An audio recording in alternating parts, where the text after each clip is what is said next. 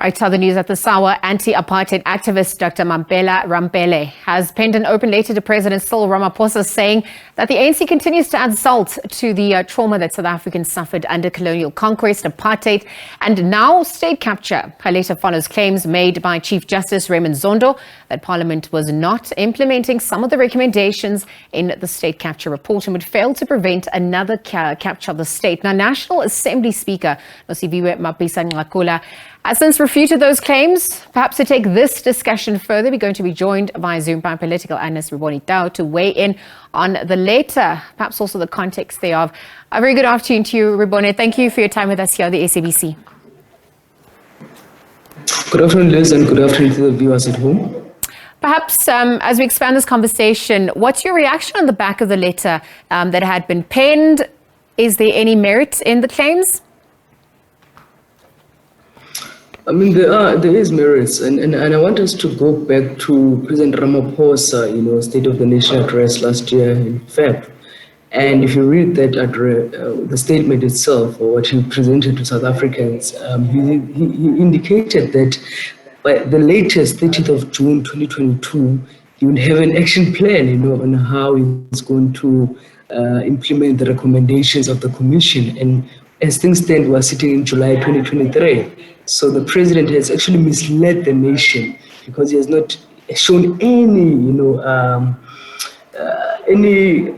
way of showing that he is indeed dealing with the Zondo Commission. I mean, she raises concerns about that he has actually promoted some of the people who were mentioned, in the Zondo Commission, who are in the cabinet. And I'll give an example, earlier on when I was reflecting, the likes of Kumbuzo Chaveni, who was a board member at the NEL, which the NEL today we know the challenges there, and her name comes up, of the role that she played as a board member in the NEL. Today, she's a minister in the presidency assigned state security, which is a very crucial department in this country. You have Zikota, who has admitted also to taking money from Suri, the businessman. Today, he's also a minister, of arts and culture. So it shows that there's no political will from President Ramaphosa's side, to deal with even the Minister of Minerals, Kwere Mantashe, who's also been implicated, in the Zondo Commission report. Rebone, thank you for that context. So you've spoken about the long time taken to action, on the recommendations into state capture. We're seeing the issues plaguing different sectors of society as well. I wonder at this point, in your opinion, if the ANC, as the ruling party, led by President Cyril Ramaphosa, in fact has a grip on the socioeconomic dynamics that are unfolding on the ground, and really, what it takes to reform, perhaps ensure that the right to dignity is upheld for all citizens of the country? The sad reality is that we're in 2023, we look at the conditions that South Africans live under, and they will be going to elections next year. The ANC will be campaigning, saying the same thing over and over to South Africans, that a better life for all. But when you look at the conditions that the people live in, it does not show anything closer to a better life for all. And that shows, I always say COVID, gave the ANC-led government an opportunity to restructure the economy of this country. And they failed to do that. They kept on saying that we have got a recovery plan, an economic recovery plan. But under the current economy, how it is structured, you can't come up with an economic recovery plan that is pro the poor. And that's why one of the things that the SACP has been raising, in the past, is that the ANC is pushing a neoliberal agenda in government under this administration. Public governance, the exercise of public authority, and the execution of policy, as we know, depends on coherent political power that manages and administers it. At this point, my question to you is, does the ANC exist for itself? In the same breath, if we're going to speak about renewal, rehabilitation, and reform, how does it begin to do that in the wake of the realities, stark realities, perhaps as we edge closer to elections? The ANC's got great policies. If you go and look at even the policies that they resolved on the last conference in Nazareth. The issue is implementation in government. Government seems to be going right, the ANC is going left, and the ANC does not hold its employees accountable, and do an assessment of what is it that they have implemented in terms of its progressive policies that will actually bring a better life for the people of South Africa, because there seems to be a serious contradiction between the state and the ruling party, and sad part is that the deployed people are National Executive Committee members, majority of them, So this is some of the things I think as a party they really need to look at, because that's why they can't hold the president accountable for anything, because in government he's their boss. That's the sad reality, and people will do anything to protect their own interest and forget about the revolution that they claim to be pursuing.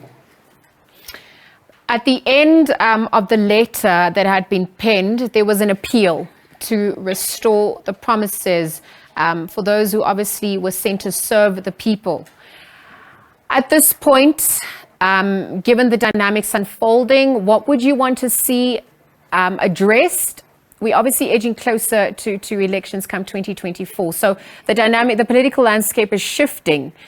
What in your opinion needs to be done? The youth face unemployment crisis, there's staggering economic growth. You've obviously got issues in different sectors, as alluded to, post-COVID-19. You've got whistleblowers who continue to bear the brunt of those who execute, the corruption. There's a crisis in our healthcare system. Eskom is also failing. Help us understand, what are some of the remedies on the cards at this point? In my view, if you look at elections in the main, there's always a low voter turnout. People have lost faith in political parties. But I think people really need to go out in next year's election and really go and cast their vote. Obviously, different political parties will be campaigning, sending their message to South Africans. People really need to look at what is it that all the parties are putting on the table, and look at their own interests, because if you look at what we're seeing right now at local government with these coalitions, it's a serious crisis, and this is because of people decided not to go and vote, and were subjected as citizens, to a lot of wrongdoings that are happening at local government. We're seeing now and then there's mayors, who are being vote of confidence on mayors. They're always changing mayors, they're always changing this and that does not bring stability in terms of service delivery. So we can't afford a situation where a national government, there's a coalition. It is going to be bad for citizens are going to be the ones going to be affected, because also political parties in these coalitions have shown that it's actually more about themselves. And one is also interested to see on this national convention of political parties, what is it that they're going to engage on moving forward, and as we go through those elections next year. No, absolutely. Just before I wrap up, I know that emotions are high at this point, and there's a skepticism about the rise of populism as well, the dangers thereof in relation to democracy. What's your thoughts on that as a sidebar that could also impact the dynamics going forward as we edge closer to elections?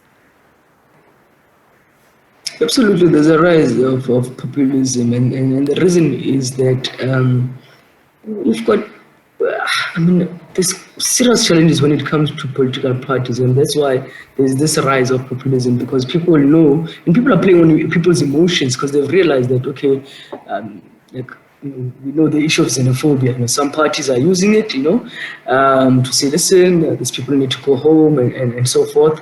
And they know that a lot of South Africans are living in poverty and living under very difficult conditions. I'll give an example.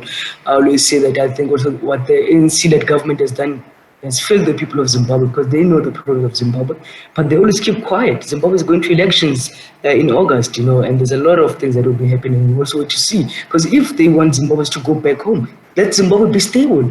And I think no one wants to live in a foreign country. So it is important that also people understand also some of the challenges that face the continent, and also hold our governments accountable of not acting on issues of human rights. No, Rebone Tau, thank you so much. There are obviously more questions and answers at this point, but we'll leave the conversation there for now. Thank you for weighing in on the back of that letter that had been penned by anti-apartheid activist Dr Mamphela Ramphele again. Really penned that open letter to President Cyril Ramaphosa, citing that the ANC continues to add salt to the trauma that South Africans suffered under colonial rule, as well as apartheid and now state capture, calling it state capture 2.0. Rebone Tau weighing in on those sentiments and perhaps also looking at the way ahead.